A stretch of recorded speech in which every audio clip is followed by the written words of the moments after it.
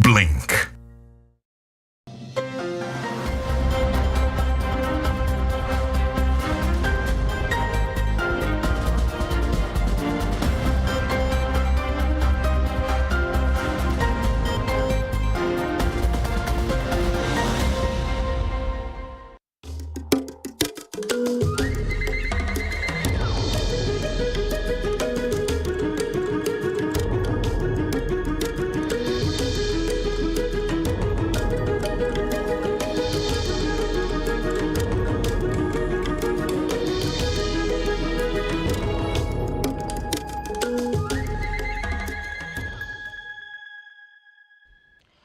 Okola kyattendo okwekumira ku CTV naddala Enjuba Egoloobye gano ge golwaleero nga n'omusomi wo nze Shamim Nateebwa ow'ettendo.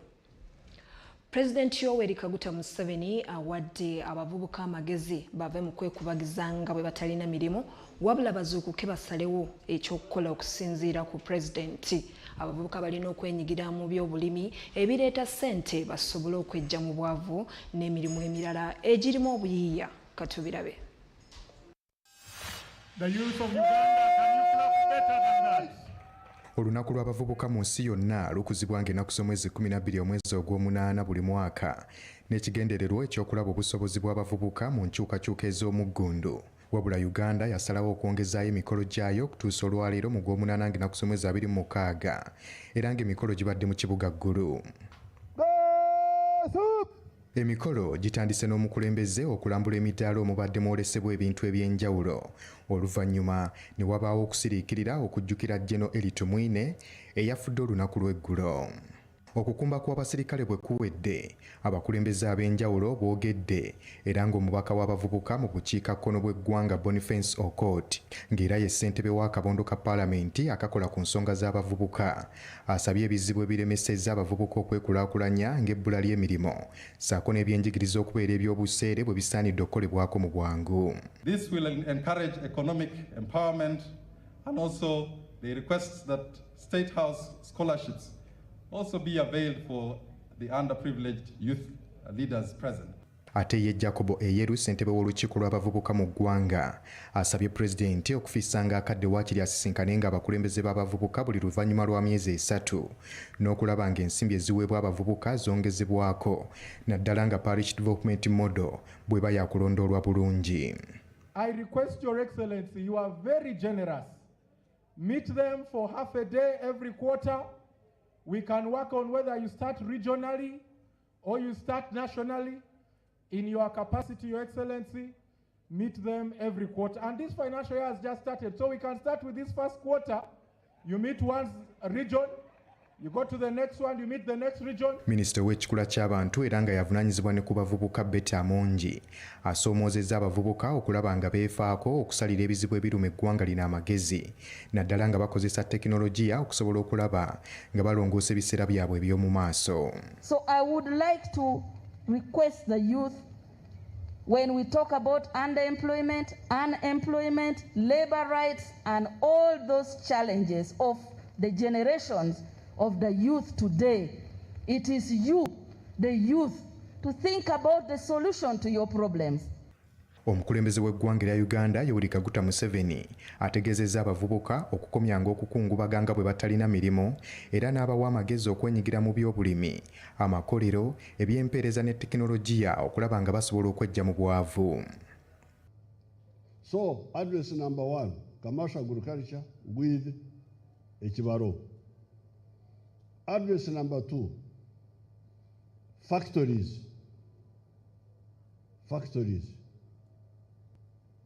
So that is the second address. So please, when you go to talk about this. How many factories have we attracted here? Because the more you attract, the more wealth you will create, but also the more jobs you will create.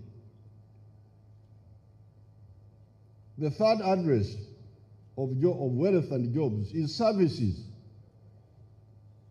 Ensonga y'enjala etta abantu mu ggwanga tagisussizza maaso wabula ng'agamba nti eno eva ku kubeera ng'abantu obutonde bw'ensi babukozesezza bubi n'abantu obutenyigira mu nkola ey'okufukirira ebyo bye babeera balima.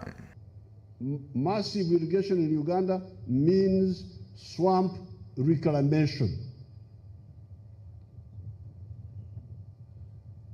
Now I'm glad the UN people are here. So if you are looking for work to do, you come and support me, UN. Support my program of swamp reclamation. Olunaku lw'abavubuka olw'omwaka guno lukuziddwa wansi w'omulamwa ogugamba nti obumu mu mijiji egy'enjawulo ku buvunaanyizibwa bw'abavubuka mu kuteeka mu nkola enteekateeka ya Parish Development Model. Obulange yesigamiziddwa nnyo mu kulaba nga abavubuka bejja mu bwavu. Kyokka okunoonyereza okwakakolebwa n'abatwaweza kwalaze nti yadde nga abavubuka bangi bakimanyi nti enteekateeka nnyingi ezireeteddwa okubajja mu bwavu ng'emyoga. Naye ekyennaku abavubuka ebitundu 7 ku 100 bokka be beenyigira mu nteekateeka zino. Ebyongo bitadde ku bbali abavubuka basabye gavumenti okunyikiza enteekateeka zeetaddewo ez'okubbulula n'okusitula abavubuka. Abavubuka bano bagamba nti ebintu ebimu gavumenti byekoze tebiganyulwa abavubuka. Katubirabe. Mu ggwanga Uganda abavubuka be basinga obungi era nga bano kumpi bali ebitundu 7 ku buli 100 ng'era bano bali wensi w'emyaka 35. Ebibalo bino bitongole ng'era biva mu kitongole ky'eggwanga eky'ebibalo ki Uganda Bureau of Statistics. Embeera eno ewaliriza abavubuka abeegattira mu kibiina ki Descendants of Revolution Army okujjukiza gavumenti etunule mu mbeera eno eyongere ensimbi mu projects eziyinza okuyamba abavubuka. Ebiseera ebisinga gavumenti erina programu z'abavubuka nga bw'olaba emyoga n'ebirala, naye bwe bamala okufulumya ssente ezo tulina agasajja n'agakazi agabba ssente ezo. Naye ekirungi nti omukulembeze waffe gwe tutunuulira gwe tugamba nti gwe ye standby generator agenda okuddako mu bigere bya His Excellency the President, tukimanyi takolagana na nguzi. Bano basinzidde wali ku ssetendekero w'e Makerere ne bagamba nti waliwo abavubuka abalina ebitone byabwe naye nga gavumenti ebulamu okubateekamu akasimbi okwongera okulaba ate ng'ebitone byabwe bitwalibwa ku ddaala eddala. Twagala essira liteekebwewo bwe kibanga kyakuyimba ne banakatemba tebatunuulira muntu omu oba babiri, batunuulire eggwanga lyonna era bano babeereko ekyokulabirako. Enteekateeka nnyingi gavumenti zeetaddewo okusitula abavubuka ng'emu ku ezo eya Youth Livelihood Program n'endala nnyingi ezaateekebwawo okuyamba abavubuka kyokka beekokkola emisoso egiteekebwawo ssaako n'abo abalemesa enteekateeka zino nga babba ensimbi zaabwe. Tusaba batunuulire nnyo ensonga y'okugamba nti abavubuka bakyusekyuseemu ku ntebeekanisa gye bakolera abavubuka. Niven ne mu masomero ezo kalikiramu ez'okuwa abavubuka ne basoma ne bagenda okusanga nga tebalina mirimu. Twagala bakyuseemu, tusaba basobole okubateerawo zi kalikiramu abaana abato kubanga mu bato mwe muvaamu abakulembeze. Bino byonna babituuseko ku lukuŋŋaana lw'Abamawulire lwe bakubye wali e Makerere. Ssaabaminisita wa Uganda Robin Nabbanja akubiriza abantu bonna okwongera amaanyi mu kukola emirimu egivaako ensimbi basobole okwegobako obwavu. Bino Nabbanja byogeredde Buduuda mu Bugisu bw'abadde atongoza enteekateeka ey'okugoba obwavu mu bantu abatawanyizibwa okubulumbuka kw'ettaka. Enteekateeka eno emanyiddwa nga Give Directly eteekeddwa mu buwumbi 31 ng'era egenda kutumbula ku disitulikiti zonna ezikola ekitundu kya Bugisu naddala Manafwa, Buduuda ne Namisindwa kw'ossa Sironko.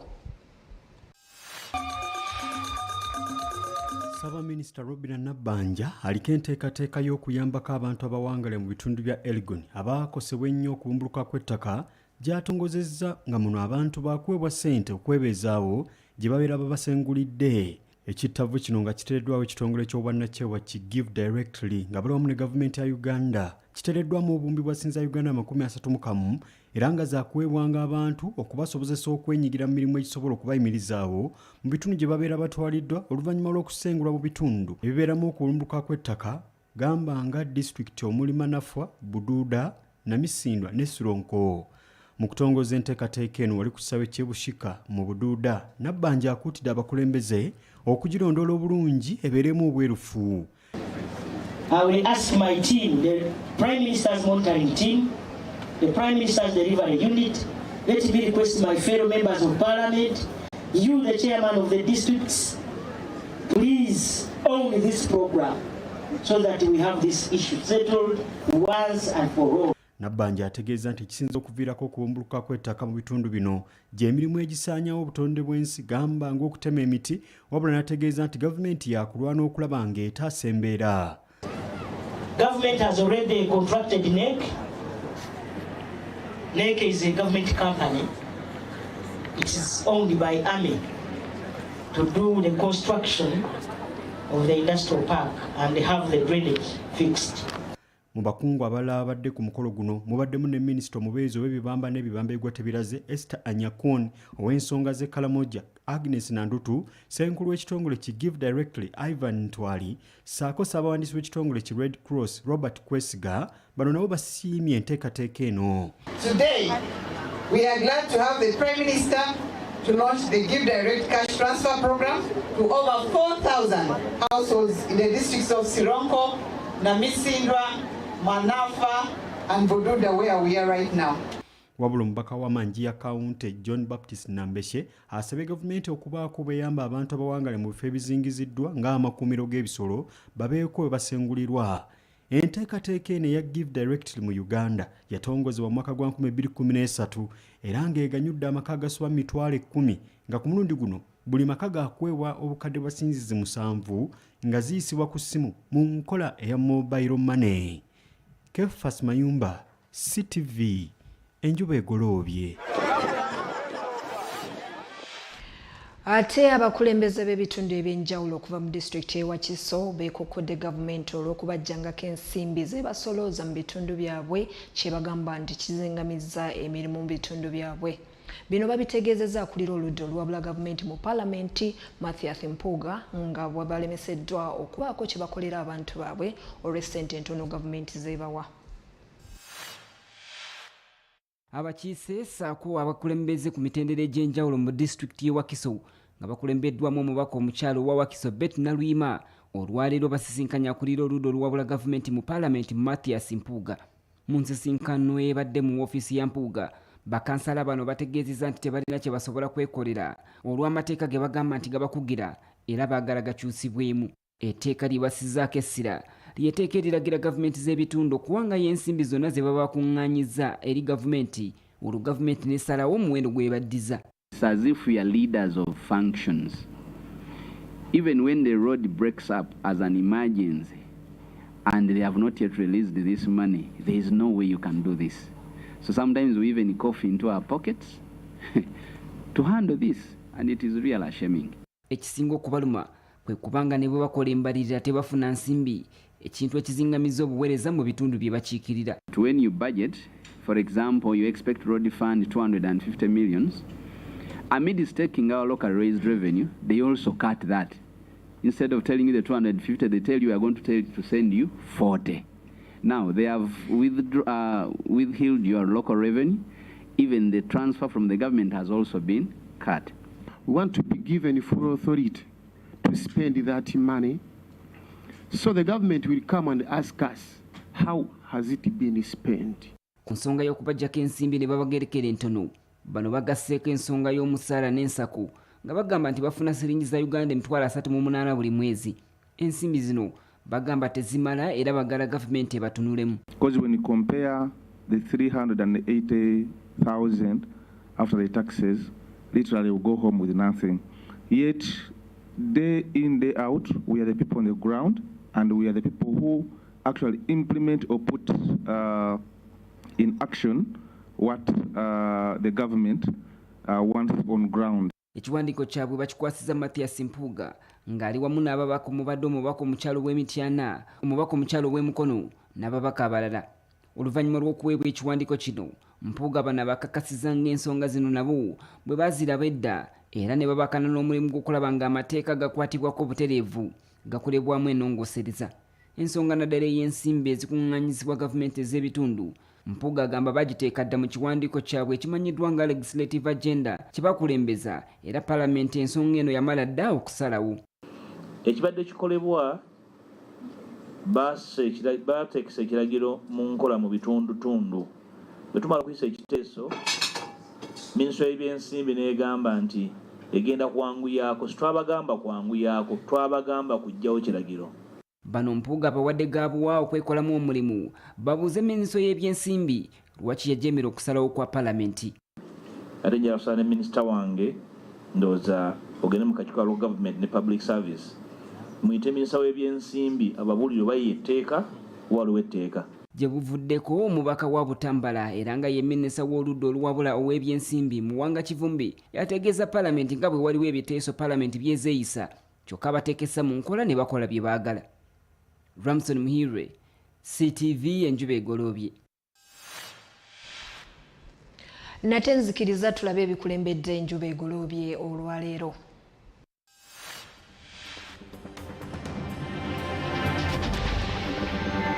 Ebikulembedde amawulire gaffe olwaleero. Omulambo gwa General Tumwine gutuusiddwa, enteekateeka y'okuziika entongole tennabafulumizibwa. Everybody with a piece of land engage in commercial agriculture.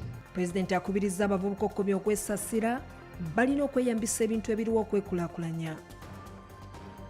So sometimes we even cough into our pockets. Abakulembeze b'ewakiso bakukulumidde gavumenti ensimbi zeesolooza mu disitulikiti ng'omusolo bakomyawo obusammambiro.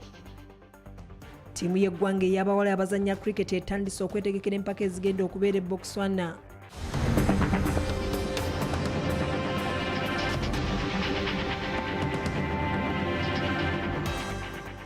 Nate tugenda kuwumulamu katono nnyo tujja kudda n'ekitundu ekyokubiri eky'Enjuba Egoloobye.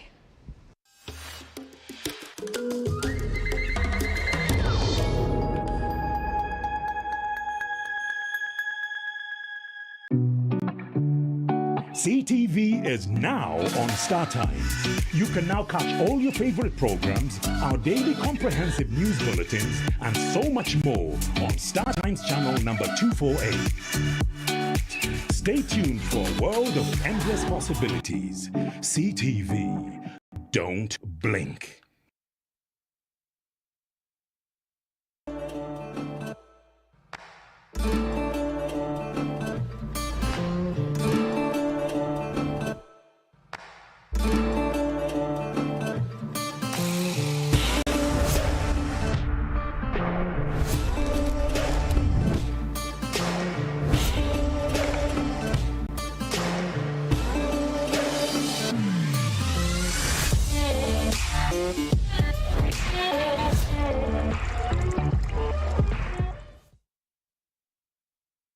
Sometimes in life, we spend all the time trying to live other people's life.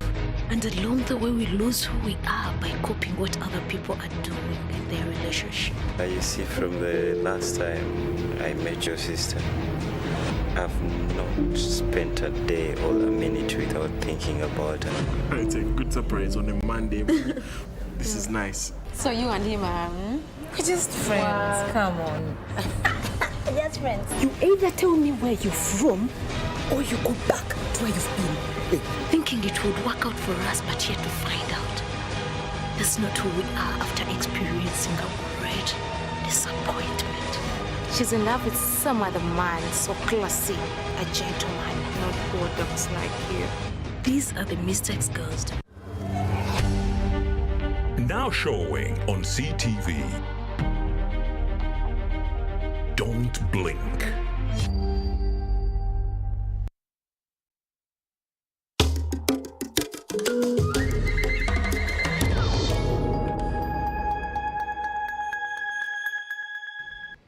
Kulikirayo ddala mu kumula kwe tubaddemu nateeka tweyongereyo mu maaso n'ekitundu kyaffe ekyokubiri eky'Enjuba Egoloobye.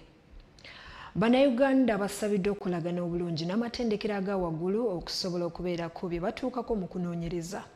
Omumyuka wa Ssenkulu owa ssettendekero y'e Makerere, Profesa Umar Kakumba, agamba nti okunoonyereza kwe kugenda okulwanyisa ombwavu mu bantu. Nabyo katubirabe.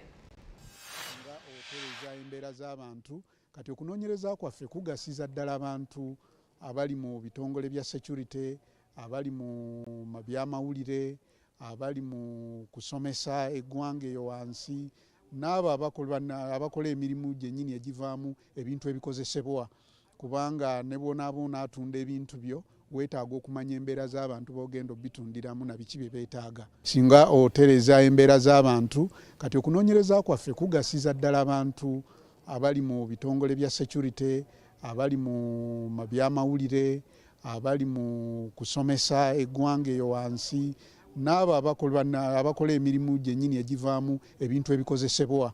Ono ategeezezza nti abantu basaanidde okukolaganira wamu ne Ssettendekero wa Makerere mu nteekateeka y'okunoonyereza n'okuzimba eggwanga lino.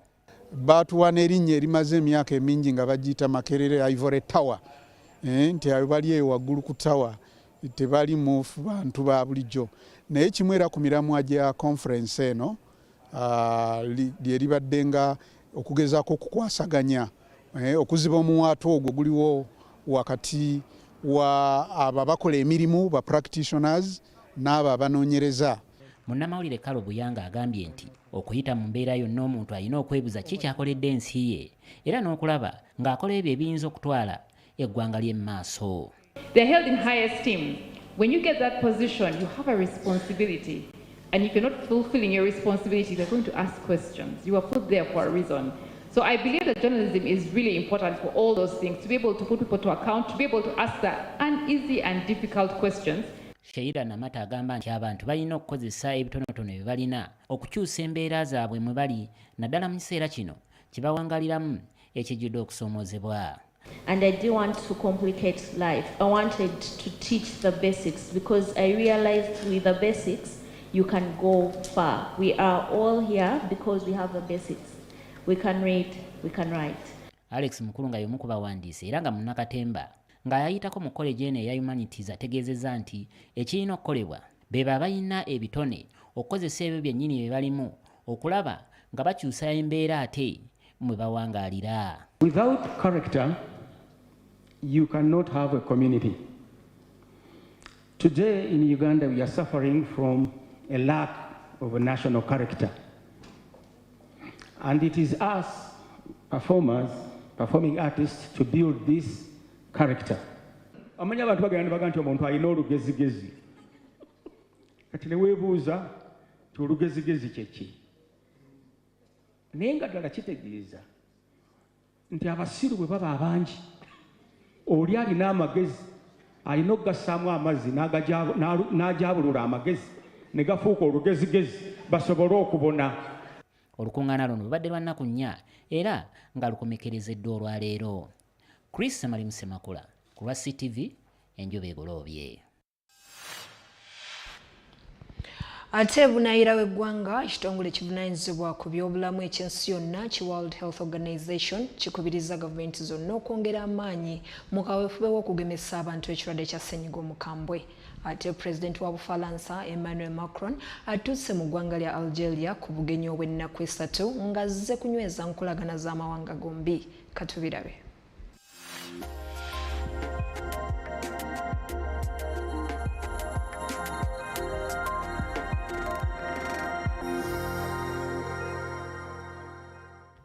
Ekitongole ky'ebyobulamu ekyensi yonna kisabye gavumenti z'amawanga gonna okwongeramu amaanyi mu kugemesa abantu ekirwadde kya ssennyiga omukambwe nga wetwogerera abantu 1/3 mu nsi yonna tebannagemebwa. Bino byogeddwa ssenkulu w'ekitongole ky'ensi yonna eky'ebyobulamu ki World Health Organization mu lukuŋŋaana lwa bannamawulire n'asaba gavumenti okwongera amaanyi mu kugema abasawo abakadde kw'ossa n'abo abali mu katyabaga kukwatibwa ekirwadde kino okusobola okutuukiriza ekiruubirirwa ky'okugema ebitundu 7 ku 10 eby'abantu mu nsi yonna. We crossed the tragic milestone of 1 million reported deaths so far this year. We cannot say we're learning to live with COVID-19 when 1 million people have died with COVID-19 this year alone. Okusinziira ku bibalo by'ekitongole ekirwadde kya COVID-19 kyagatta abantu obukadde 645 mu nsi yonna okuva lwe kyabalukawo mu 2019 mu kibuga Wuhan ekisangibwa mu China. Mu ngeri yamu ategeezezza nga bwe waliwo okukendeera mu kirwadde kya monkeypox n'ebitundu 21 ku 10 mu nsi yonna naddala mu Bulaaya. Stages of the outbreak, most reported cases were in Europe with a smaller proportion in the Americas. That has now reversed, with less than 40% of reported cases in Europe and 60% in the Americas. gye buvuddeko mu mwezi ogwa May ekirwadde kino kyabalukawo mu masekkati ne mu bugwanjuba bwa Afrika n'amawanga amalala era ng'abantu 4,464 be bagambibwa okukwatibwa ekirwadde kino we lutuukidde nga August 24 nga ku bano 13 be baalusuddemu akaba. Muge tukujjidde mu ggwanga erya Angola ekibiina ekiri mu buyinza People's Movement for the Liberation of Angola Mpala kyandisigala mu buyinza okusinziira ku byakalangirirwa akakiiko ak'ebyokulonda wadde nga si bye byenkomeredde ng'ebitundu 97 ku buli 100 eby'obululu obwakubiddwa bye byakabalibwa. Ekibiina kino kibadde mu buyinza okuviira ddala lwe bafuna obwetwaze bwe kyawangula n'ebitundu 51.7 ku 100 n'ebifo by'ababaka mu paalamenti 124 newankubadde nga UNITA kyawangula n'ebitundu 44.5 n'ebifo by'ababaka 9 mu paalamenti y'ababaka 23. Kino kitegeeza nti Pulezidenti João Lourenço yakoledde okudda mu kifo ky'obukulembeze bw'eggwanga lino n'ebitundu 45 ku 100. Emabegako ng'akakiiko k'ebyokulonda tekannalangirira ekibiina ekisinga okuvuganya kinita kiriko nakyo ebivudde mu kubala bye kifulumizza newankubadde nga tebikwatagana n'ebyenkomeredde. We want to hope that there will be common sense so that we can make the minutes for them and us, look at them one by one and add them up and arrive at the same results. Aboludde oluvuganya bakira beemulugunya ku bizze ebifulumizibwa akakiiko ak'ebyokulonda era balina essuubi nti baakuteekawo okuvuganya okwakasammeeme okutuusa lwe banaalangirira ebyenkomeredde. Wabula ng'ekibiina ekiri mu buyinza basambira mabega nga bagamba nti tewali kulonzalonza obuwanguzi bwamaze dda okubadda mu 5. We're all learning. Some need to learn how to lose, others need to learn how to be winners. That is what we will try to do. We're open to any result. We won, and we won with an absolute majority. Ebyo ng'obitadde ku mabbali omukulembeze w'eggwanga erya Bufalansa Emmanuel Macron mutaka mu ggwanga erya Algeria ku bugenyi obw'ennaku 3 nga mu buno kisuubirwa nti bwakusaawa obuweerero n'essuula empya oluvannyuma lw'ebiseera ebyakatyabaga bye bayiseemu. Ku lunaku lwe olusoose ku bugenyi buno Emmanuel Macron atadde ekimuli ku kijjukizo awalirimbo ku kibumbe ky'ekijjukizo ky'ameefuga g'eggwanga lino. Obugenyi buno bujjidde mu kiseera ng'enkolagana wakati wa Bufalansa ne Algeria yali ettwale lyayo ebadde temmuka bulungi nga kye bajje bakuze n'emyaka 6 bukyanga beefuga okuva mu bufuzi bw'amatwale obwakulungula emyaka 32. Macron oluvannyuma okusinkana abavubuka ne banneekolera jange boogere ku nkolagana y'amawanga gombi mu by'obusuubuzi mu bya tekinologiya n'obuyiiya bino byonna nga bigendereddwa mu kuzzaawo nkolagana wakati w'amawanga gombiriri.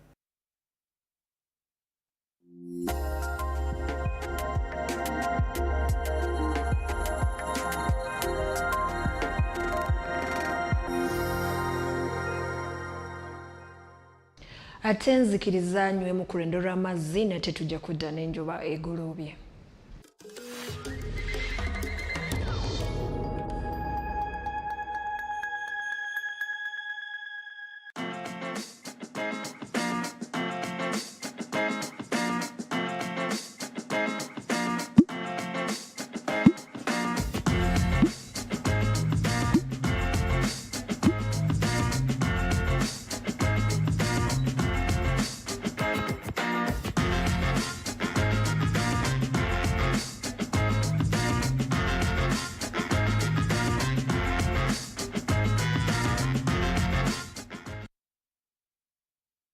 Do you love me? Very much. Njagala obegera omwami wange. I'll catch you one day. Pants down. I want to spoil you. I want you to eat my money. She believes I'm in love with her guy. You go? If I had to live everywhere I'm not loved, where would I end up?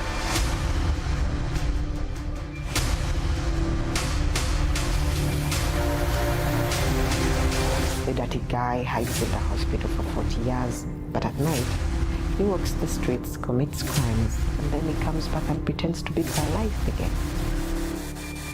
I will break you, Spooky. Do not answer any question about Roho kwa Roho. It's your brain!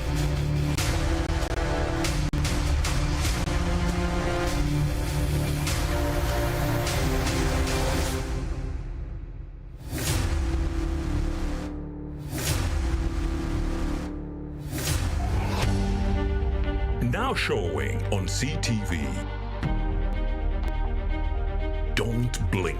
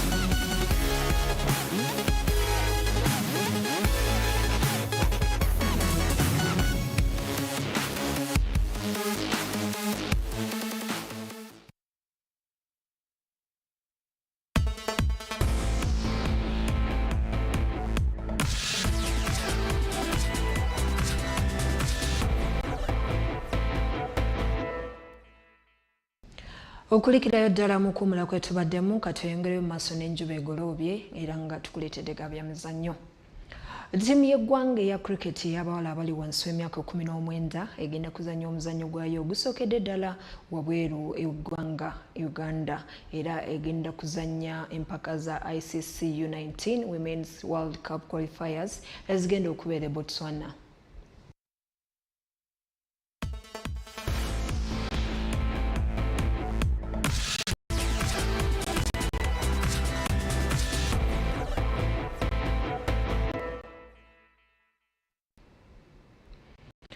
Ago ge tusobodde okutuusaako olunaku olwaleero olw'omukaaga ennaku z'omwezi 26 omwezi gwa 8 naye nkujjukiza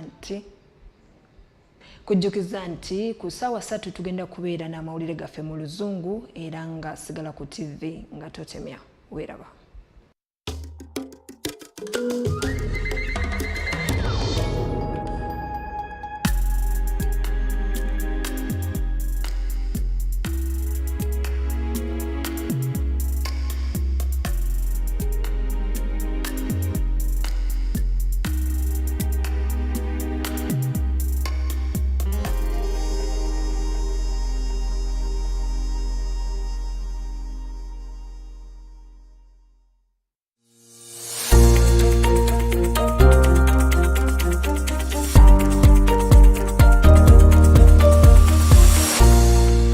This is CTV. Don't blink. CTV is now on StarTime. You can now catch all your favorite programs, our daily comprehensive news bulletins, and so much more on StarTime's channel number 248. Stay tuned for a world of endless possibilities. CTV. Don't blink. I need to spend time with my babies, plus here's a face you are gonna miss in the movies. All this and more movie trailers, news and previews is up next.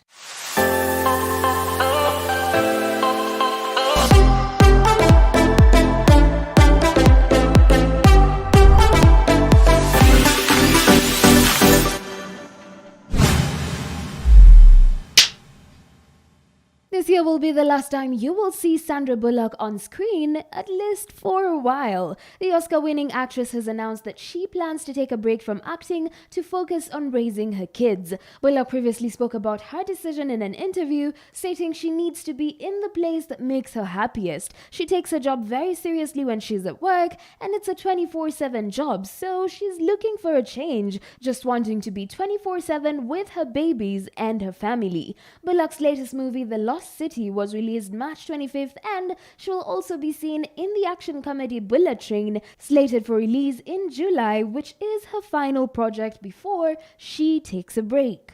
Brad Pitt has reflected on his illustrious Hollywood career and declared that his days on film are numbered. The actor is one of the industry's most recognizable and successful leading men, with over 3 decades in film. In an interview, he mentioned that he is considering himself on the last leg this last semester or trimester. In recent times, Brad Pitt has starred in fewer films to focus on his role as a film producer.